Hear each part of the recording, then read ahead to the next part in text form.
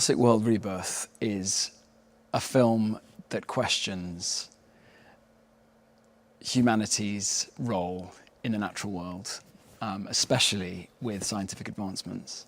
And it asks that brilliant question of, just because we can, should we?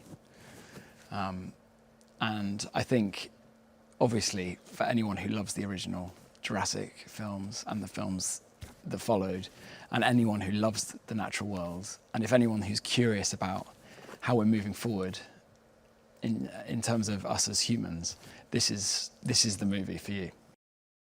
I think that the mutated dinosaurs are fascinating and make for an original viewing, but they also comment on, I think, humanity's need to push the boundaries consistently in a very unnatural way, in a quite selfish manner.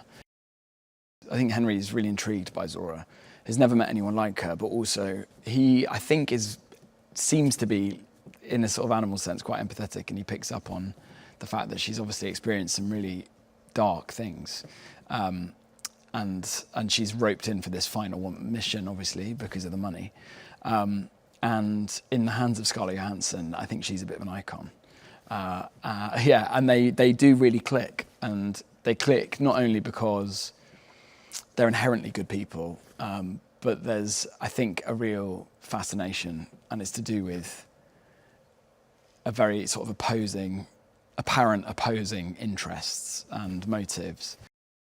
Mahershala plays Duncan Kincaid, and he is just, I think he's just a completely magical human, and he roots Duncan and Kincaid in a way that sort of allows you to understand the sort of grief and his past sort of experiences, and he brings that right in front and centre, really, I think, and it's all in such sharp focus.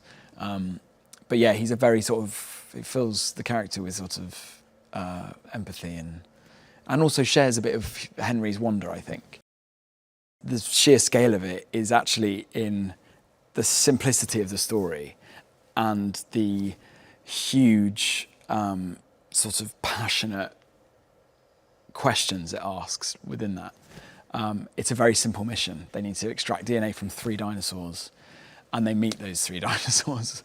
And there are a couple of extras along the way.